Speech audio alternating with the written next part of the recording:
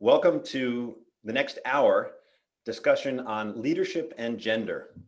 An unfortunate reality that women face equity challenges in all walks of life. They're about 50% of the population of the world is women, and yet they own less than 10% of all the assets in the world. So the inequities start at a very fundamental level. And this translates to business, to government, and to organizations of all sizes and flavors. I'm Steve Mark, and I have the honor of serving as the chair of MicroLoan Foundation USA, the US arm of an international nonprofit that provides financial literacy training, business mentoring, and microloans to impoverished women entrepreneurs in sub-Saharan Africa. We focus on 3 countries, Malawi, Zambia, and Zimbabwe, and typically will serve over 30,000 women at any given time. We really appreciate your support. And if you look in the chat, you'll find some information about MicroLoan Foundation USA and a way for you to support the organization if you have the opportunity to do so. We focus exclusively on women because women are the backbone of the family unit and typically of a larger community. There's a saying that when you support one man, you support one person. When you support a woman, you support a village. And we have found that by helping women across the countries that we serve, we are able to support not only them, but their typically 4 dependents. And over the last 18 years, MicroLoan Foundation has been able to support over 240,000 women and thus over 1.2 million people in total. Over the next 45 days, we're continuing to run our Empower Her program, which strives to support 50,000 women over the course of 2020.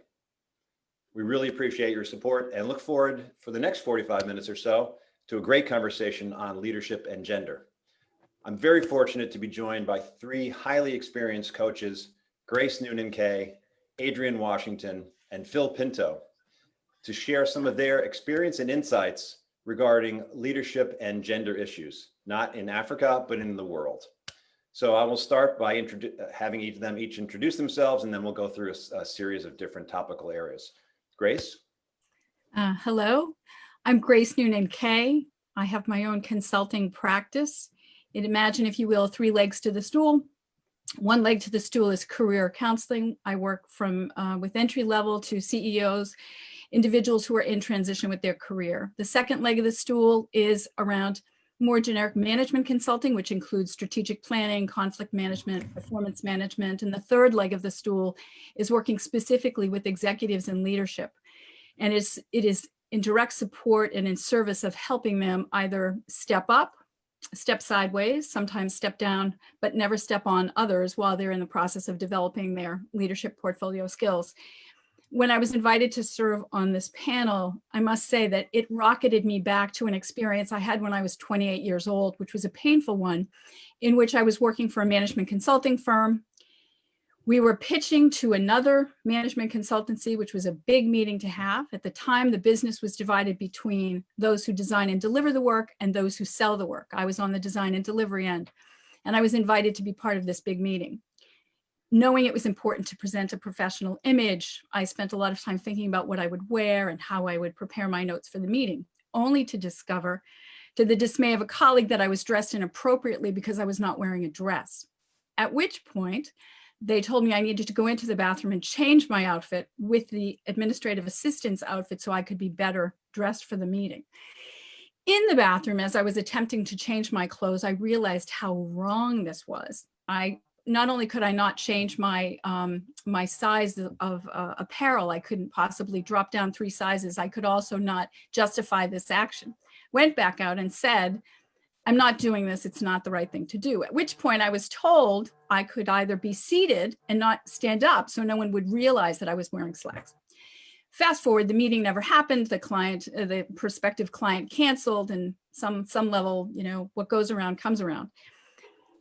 I have a daughter who's 23 and who now is facing issues where people who are men are being advanced beyond her, even though she has more experience and has more length of time in an organization. So for me, my work on this planet, I believe, is that we change the world one conversation at a time. And while I struggle to think that we're still having the conversation about gender, I understand it's an important conversation to have. So that's why I am delighted to be part of the conversation and to help if we can't begin to change people's perspectives, one conversation at a time. Adrian, please introduce yourself. Hi, I'm Adrienne Washington. I am the founder and CEO of my own organization. It is AA3 Consulting LLC. I'm sorry, AA3 Solutions LLC. And we do consulting, and I do executive coaching and leadership coaching in a lot of areas, but in particular, I like to serve people in a corporate environment where they are primarily in the engineering, technology, financial services, and services. So what I wanted to talk about was an experience I had. I was in my best blue suit. I had semi-comfortable shoes on, and I was trying to smile while remembering everything I wanted to say about my skills and my abilities. But I'm uncomfortable, and I'm uncomfortable not because of the shoes. It's because I have 5 faces looking back at me, and none of them look like me. It's all men. Now, you would say, well, yeah, that can happen, but it did happen at least 4 times while I was in working and in transition to different roles. And it caused me to wonder, because I'd say 50% of those roles I did get, 50% I didn't, but I was always wondering, is it me? Is it because I don't see me in that organization? The other thing I would say is that it was very reflective of the groups that I was in. I was often the only woman in these executive leadership tables. So the reason I am here, and the reason I think we are still talking about leadership and gender, is because that experience was about 15 years ago. And I looked at the United States Bureau of Labor Statistics, and at that time, there were 24% of women in top executive positions. Now, 15 years later, can you think of how much that is now? It's 27.6. We've only gained 4% in 15 years in top executive positions. So that's, I believe, why we are still talking about this. And it's certainly why I am still interested in the subject. Thanks. Great. Thank you, Adrian. Phil? Hello, everyone. Phil Pinto. I'm the co-owner of Pinto Leadership Solutions with my wife, Laura. And primarily, I serve as an international executive coach for senior leaders and entrepreneurs, and primarily focusing on helping them to lead with confidence, influence, and impact. When I was asked to be a part of this panel today, I was pretty excited. You know, about 99% of my work is with female executives that are looking to either push through that glass ceiling or in some way enhance their leadership skills. And it was interesting. It wasn't an area that I was originally going to go into when I became a coach. Always been a leadership development professional, loved it. And when I was trying to decide what niche to have as a coach, I knew leadership was going to be involved. But I started thinking about all the different clients that I just had an extreme passion to work with. And women came up at the absolute top of the list. And I've been working with them for a great number of years now, really my entire professional life, but as a coach and helping them push through over the last couple of years has been amazing. You know, are we still having this conversation? Absolutely. Is it still going to be going on for a great number of years? Yes, it is. And I'm not happy about that, right? I would love for it to just be over. But the reality is, it's mindset on everyone's part, kind of what's going on here. Everything from the top down leadership that still has certain perceptions and biases and things that are holding us back, And then from the bottom up, there's fears and doubts and worries coming in. So I very much so appreciate Steve being part of this conversation, and for MicroLoan Foundation allowing me to be here. And I look forward to it. Thank you all very much. I think you've already teed up a number of the issues which we'll discuss over the next half hour or so. So Phil, maybe we'll start with you. It was a perfect segue, thinking about the women that you're working with and the evolution in your own thinking and how your focus evolved to be supporting women. Maybe you can talk a little bit about some of the barriers that women face in all walks of life, and particularly in leadership areas, and how do those differ from the barriers that you see men facing in these same areas? Sure. So I think there's some very key things that I see are really consistent in the corporate world as far as women advancing in leadership. And one of the very first ones is they're just not comfortable standing up and asking for what they really want. This is, I'm seeing this time and time again, and there's a lot of different reasons for why that is, primarily, mindset aspects. However, that's a huge one. The second one is not feeling ready to move up in corporate. I hear it a lot. And it's really interesting, Steve, at least to me it was, that 2 or 3 coaching sessions into, say, a 9-session package, now it's like, you know what, I'm willing to try that. And for me, it reinforced how good this profession can be and how much it can help people. The second thing that I heard a lot was fear around the amount of time that it will take at that next level within the organization. And that comes from a lot of different areas, family related. Am I going to be away from my family? Am I going to have to travel? Am I going to have to, spend 60, 70, 80 hours a week working? So that was another big one. And the last key challenge that I see, or barriers, is they're playing safe and small.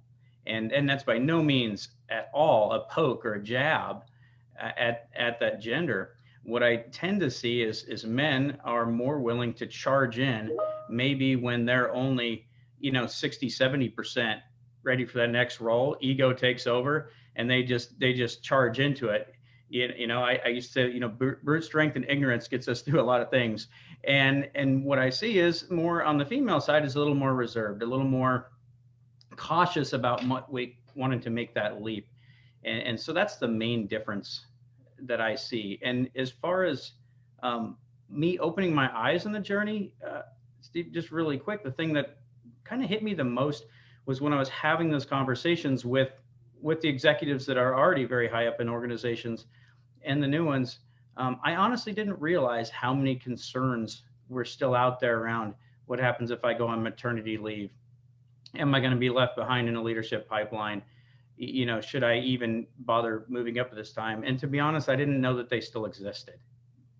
And the reality is they absolutely do. And so that continues to fuel my passion on helping people push through. Grace and Adrian, what are your thoughts on that subject? So on the heels of what you've just offered, Phil, I have to confess my frustration and disappointment, because your willingness to say that you weren't aware that they still exist, I think, is part of the challenge that women in fact face. And people don't necessarily know what their blind spots are, right? We don't know what they are unless someone brings them to our attention. I think that the real question for me is what defines effective leadership for both men and for women. And that when we continue to lift up the separateness of it, we continue to, I think, illustrate some of the systemic challenges that exist. And so for me, it's a systemic issue that we need to be addressing. I will say that when I think about the clients with whom I work who struggle having difficult conversations at work, it has to do with confidence. And I think you've talked a little bit about that, Phil. And I think that it makes me, when talking with clients, really critically examine what is it that's preventing them from having those difficult conversations, whether it's skills, whether it's life experience, whether it's fear. that if they raise the issues that need to be raised, that they put themselves in some type of jeopardy in terms of their professional position.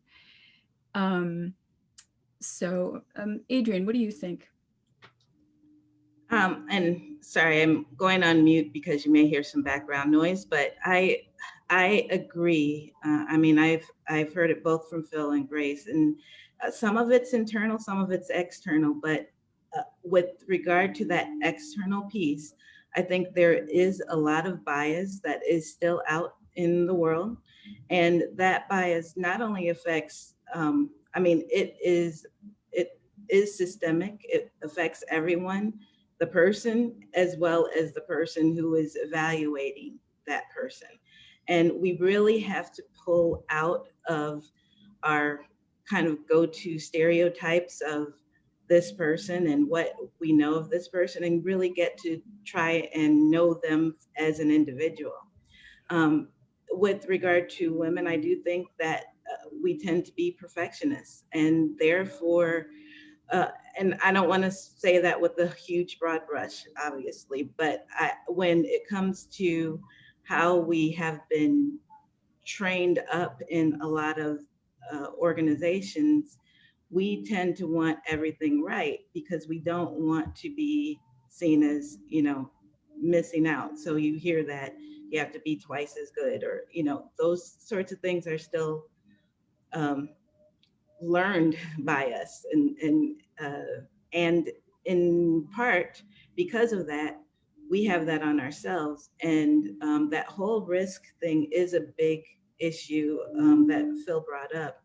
We do not take as many risks. I think because of my ambitiousness and ignorance early in my career, I was very happy to go and venture out and pioneer. And I'm very happy to see all the women who are continuing to do that. I just think we need more people being able to take risks. And I'll speak more as we get into the other comments. That's a great segue to another area that the four of us have been discussing, and that is really thinking about how do you create a community? How do you engage men in the gender discussion? We just talked a little bit about just basic awareness, as Phil was sharing, and some of the experiences, Adrian, that you mentioned in your process of discussing potential new roles or new jobs and facing a panel of men or an organization full of men that didn't necessarily relate to you. So how do you think about not only helping men gain awareness, but actually engaging them in part of the process and making the entire organization or group together part of the solution? Absolutely. I think that this is definitely a community activity. And I put it kind of in, this is my layman's terms for production. If you had a production facility and 20% of your production facility was being underutilized, what would you do about that?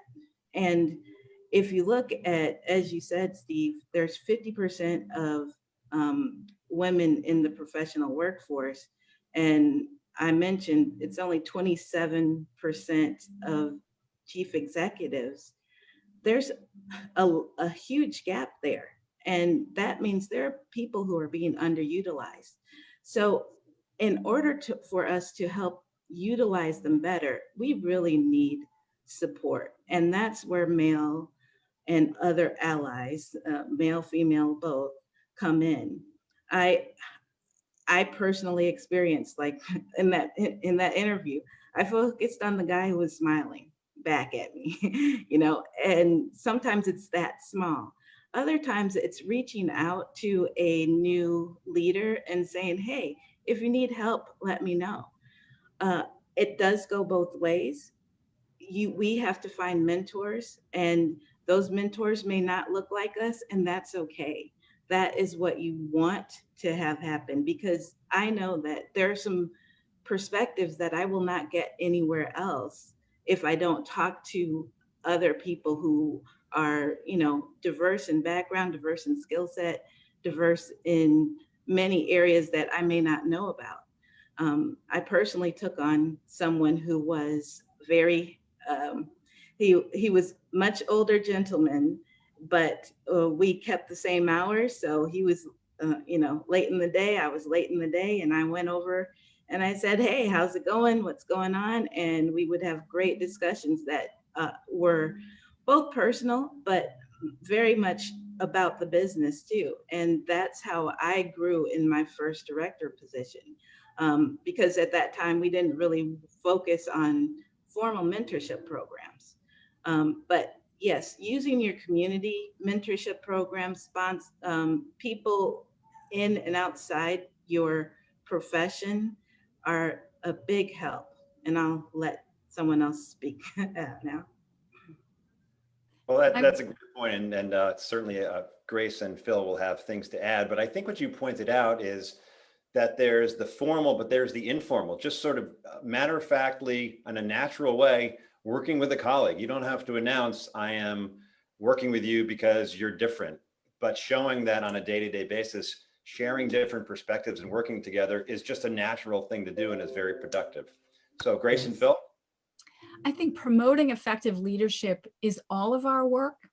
And when I look back on that situation that I described earlier, a coworker who worked for this very same woman was afraid to say that what she had done was wrong. Fast forward 32 years, he's my board chair. So I think that it's really about people at work who you find, who you respect, whose values align with your values, whether they are hierarchically above you, or whether they are people who are more junior in the organization and perhaps have more courage to speak out. So I think it is about aligning yourself with people who you respect, who are intelligent, from whom you can learn. And really, we are all mentors, right? Language matters, and what we say to whomever we're speaking at any time matters. So I think we can, I see it that it is part of my work, whether it's doing it pro bono or doing it for compensation, to help mentor those folks who don't have the confidence and who need help finding those words to grow professionally.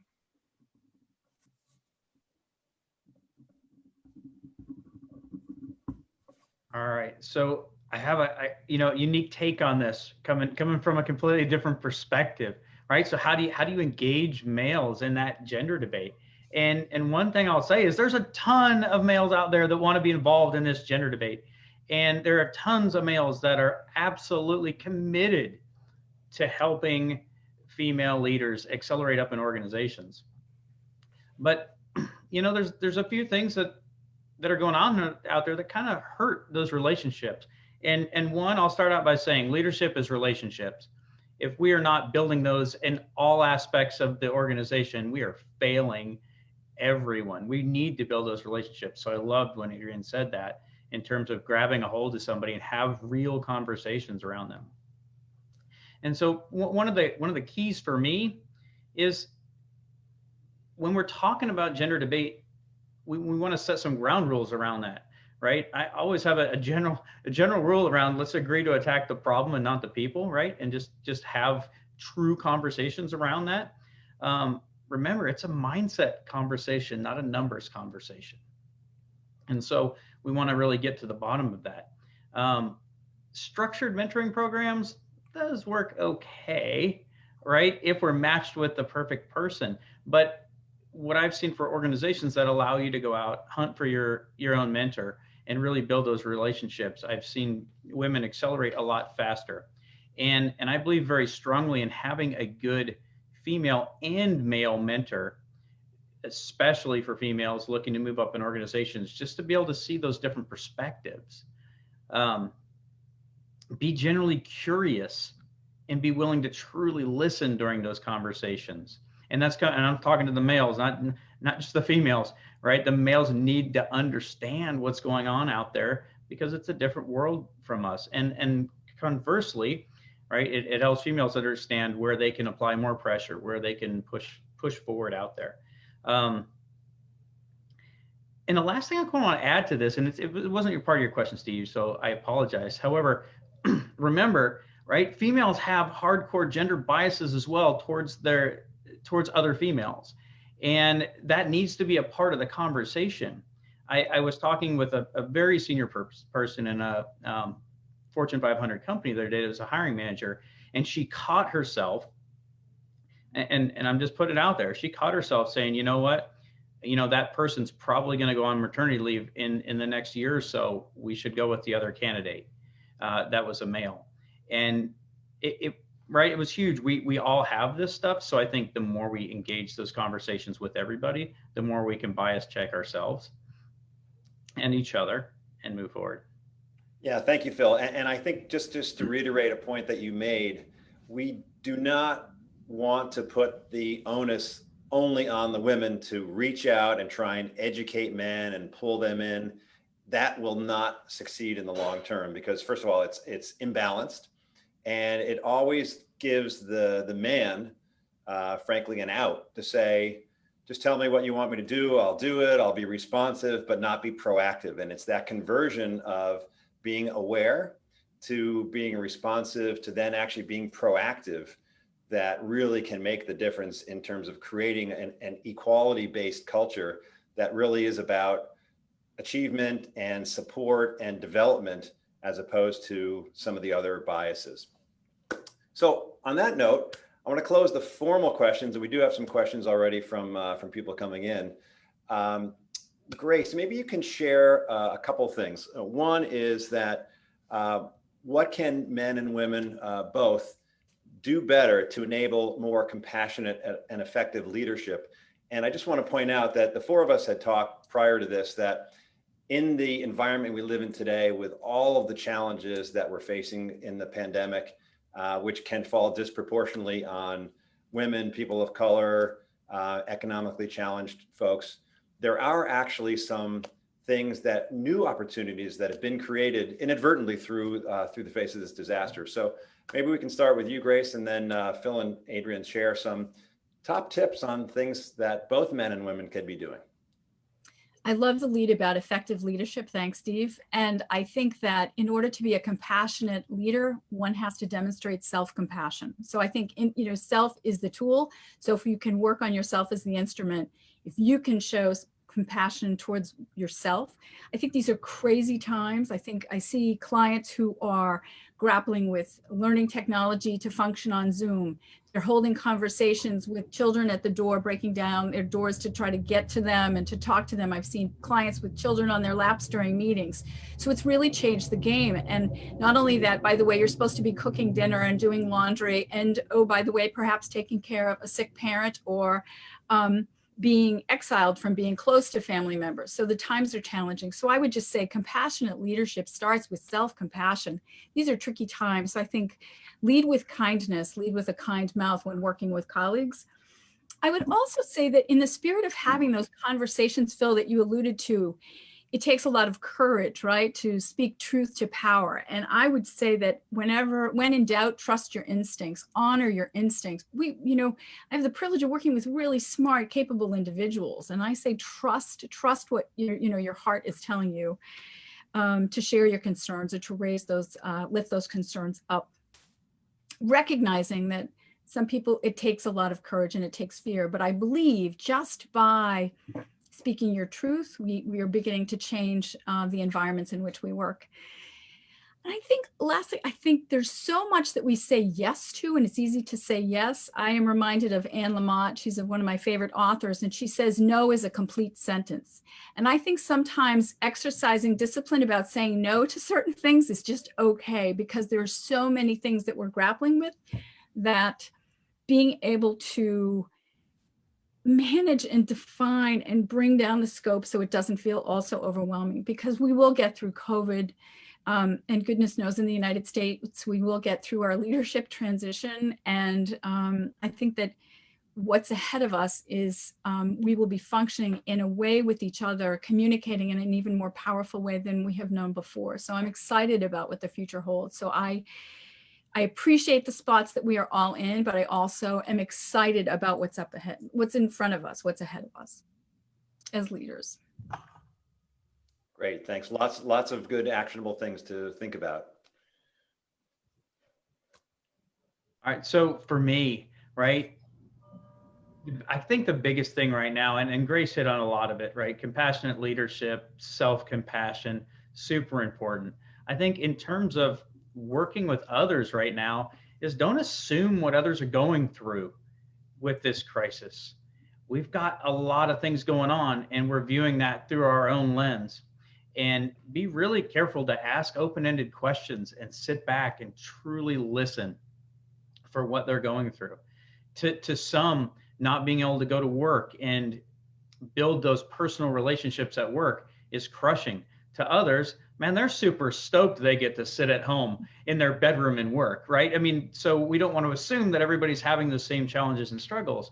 Truly listen to your people and figure out what's going on. You know, in terms of the positives, I think COVID has opened up the world to us. I mean, we're always global, but I'm seeing right now, especially thinking about female leadership and advancing. I work a lot in the pharmaceutical industry where oftentimes you're required to go overseas and do a tour overseas before being able to move up in the US. Well, right now, some of that can be done over the computer, right? I mean, so there's potential for women right now that I don't think there ever was before. I think flexible working hours are going to really increase because we're starting to measure people based on their actual output rather than butt and seat time. So I think there's some really great things going on. I know it's difficult and I'm not dismissing the pain that a lot of people are going through, but I really want to encourage you, whatever you like about what's going on right now, capture it, put it down in writing, because when the stimulus of COVID is gone, it's easy to forget what was really important to you then. This way you can take actionable steps on it. I would just add, because I think we've talked about, I know Grace talked about, you know, your own mindset and values. Phil earlier talked about building networks and relationships. I had that as a tip. So the tip that I would add is know your value. And also, it's an and, market your value. The thing is that we as women do so much and we fail to communicate that to our leadership, to other leadership. And because of the biases and societal that hit men and women the same and hurt men and women the same, because they miss out on things, you have to be very vocal about what you bring to the table, speak of it in the business terms, and, you know, be confident in it because you have the skills. I went to a women's conference. It was a bipartisan conference that looked at women in top jobs in business and leadership. And I posted some of the results on my Instagram. But what I found was one of the biggest differences were the risk-taking of women. But to men, in terms of tips, I would say for men, because of perceptions, I'm going to use this word, take a risk. Take the risk on women who have all the skills, but you still don't have that real good gut feel. Ignore that gut feel. I mean, usually I want you to use it, but if it's telling you there's something missing, that may mean that you just need to get to know that person better. But take a risk on them and you will be very happy 9 times out of 10 with what you get, but also provide that support. So that's the tip that I would give to anyone in leadership, as well as women who may have that same, you know, gut feel that I'm not quite sure. Take the risk and be supportive of women who are coming up in the organization, and you will be pleasantly surprised by the results. Fantastic, very actionable, insightful information. And I know I've learned a lot. I took a few notes during our conversation. Would like to move into Q&A, and we really appreciate some of the questions that have been coming from our participants today. I just want to give a little bit of additional background on MicroLoan Foundation, and this particular conversation is so relevant to the countries in which MicroLoan Foundation operates. Malawi, Zambia, and Zimbabwe, male-dominated societies. The villages we work in all have a village head man, and it's always a man. When we're creating and forming the groups of women who we are mentoring and training and providing the working capital for their small businesses, there's definitely some male in oversight in terms of just being there. And we're very conscious of, in the family dynamic, ensuring that the men in these families don't feel disenfranchised because their wife is the one who's getting the training, their wife is the one who's getting the ongoing mentoring, their wife is the one who's getting the business capital and is part of the earning unit. So it's very, very important for us as an organization that we help the family stay cohesive.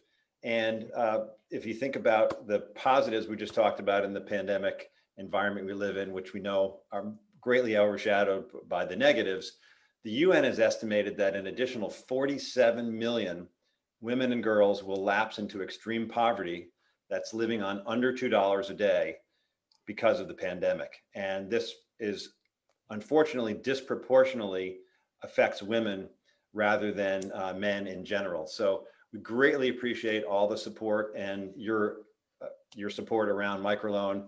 In the chat box, there's information around links to find more information and if you want to support the organization.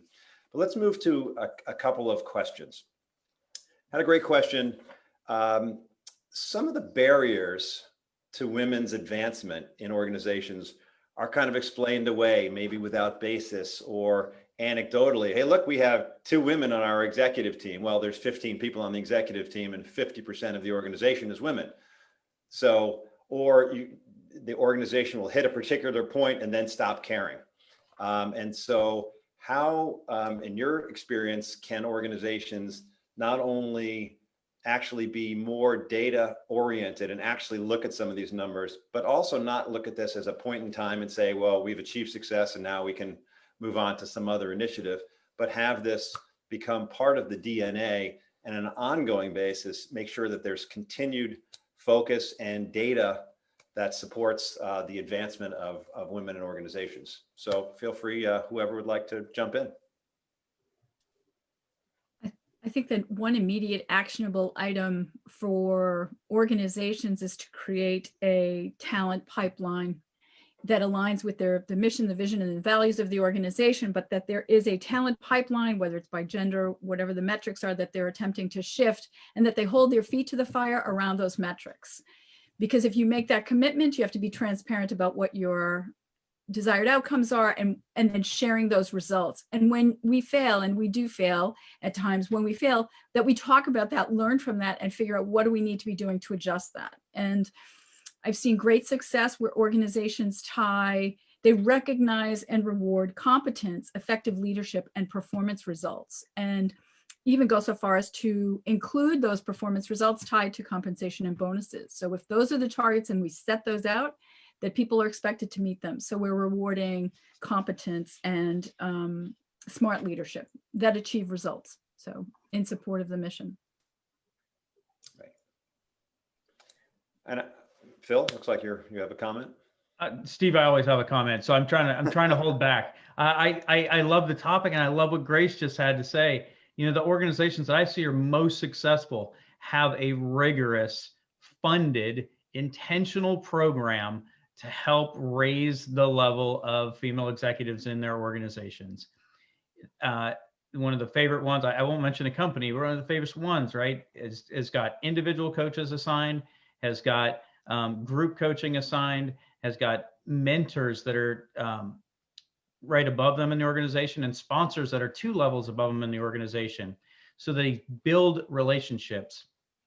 And they have, by the way, they have a program for males as well, right? So it's not just one-sided, but they have a defined metric in terms of saying this is how many females we would like in our top executive suite within the next 5 years, because you know what, this stuff doesn't happen overnight, but they are intentional and it's funded and it's watched. So it's a fantastic program, and I wish that more organizations had that level of commitment.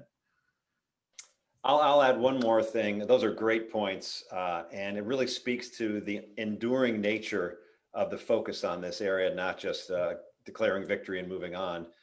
In the investment world, ESG, environmental, social, and governance factors are becoming more and more of a factor in how investors, portfolio managers, individual investors, institutional investors evaluate organizations in which they might consider investing.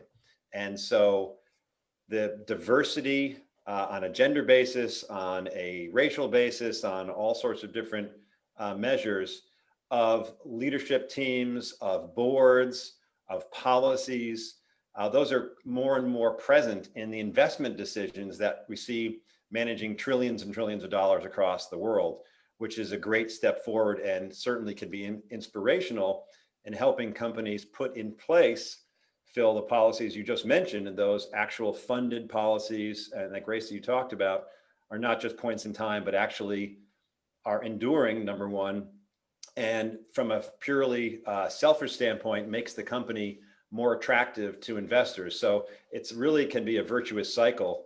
And what I certainly hear are the companies that have put these in place and actually embrace them are finding that their leadership ideas and their breadth of thinking and creativity and just overall development as a company is really being further advanced by having a diversity of thought and participation in leadership in all sorts of different roles. Kind of a related question that's come in. Would you say that the importance of gender balanced workplaces has changed over 2020? Is it the same? Has it been exacerbated? What do you see? Oh. Let me just make sure I understand the question. Are we noticing that there is an increase in gender balance in organizations? Is that your question? No, the question has the importance of improving the gender balance in organizations changed? Has that importance grown in 2020, or is it basically the same?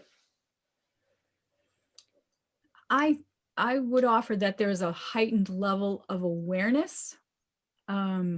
I don't know about importance. I think it gets back to the sort of the foundational issues that we've been talking about for the last hour or so. I think I'd be interested to hear what my co-panelists have to say. Adrienne, what do you think? Yeah, for me, it's hard to say whether it's increased in importance. Where I actually see movement for this is when you have more women on boards and more women in top leadership positions. It begets a whole range of opportunities at the other levels, because people see themselves there and people see themselves being able to grow into those positions. I was lucky to be in an organization that had a woman CEO for a long period of time, and that attracted more women into our company just by that. I expect that places like, and I give this example just because it happened, was Citigroup with Jane Fraser now has a CEO, first of her kind, another pioneer in that level of industry. So with that, I think people will be able to see, okay, there are opportunities. And with those opportunities, they will try and they will go for higher levels in the organization because they see themselves there. So in terms of importance is going to vary by company, and it's going to be where do you see that practicing what they have been preaching. Right, and to add, one of our participants on the call today, on the webinar today, just noted that in addition to the confidence, it's having the competence. And so making sure, as you have all described, that women and other people all have the opportunity to develop skills, to participate in projects, to be put in positions of leadership, however big or small, that actually gives them the actual abilities and the competence to be able to continue to move up in the ranks and in the corporate environment or the organizational structure. And I would challenge Steve too that I was reading, you know, in preparing for this, I was reading something from, I believe it was the National Economic Board. It's in Cambridge, NBER, but yeah, and it was talking. It was just a white paper, but they were looking at CEOs and what moved them to that next level, and it was just an interesting line, like a couple of lines where they said, hey, if you had this, if you had were more interpersonal, then you know, you were more likely to get hired. If you were better with charisma and kind of that gravitas, you were more likely to get hired. And then it was only a couple of sentences, and it said, even when looking at all of that and controlling for all of that, women were not in those positions. So to me, it's not a skills thing. There are other things at play that we need to talk about so that we can bring more people up and bring the awareness to it. So that's why I think this has been a great opportunity for us today, just to, you know, talk about these things and have people maybe thinking about how am I showing up to my people? Am I giving the right type of consideration to everyone who has an interest in this role? And am I telling Jane, you know, that she can have this opportunity as much as I'm telling Joe that? So those are just some things that I'm hoping that this discussion can spur. And I just wanted to highlight that, because a lot of times I don't want people leaving with, well, I have to do more or be better or be skilled. Yeah, we all have to grow and we have to learn and be competent, but there's other levers at play too. absolutely. Well, that seems like a great place to wrap up. Obviously, a much bigger conversation than we can cover in 45 minutes, but I really hope that the ideas that you've heard today and the perspectives from these three phenomenally experienced folks has really been informative for you, and at the very least makes you want to learn more and think more about this topic.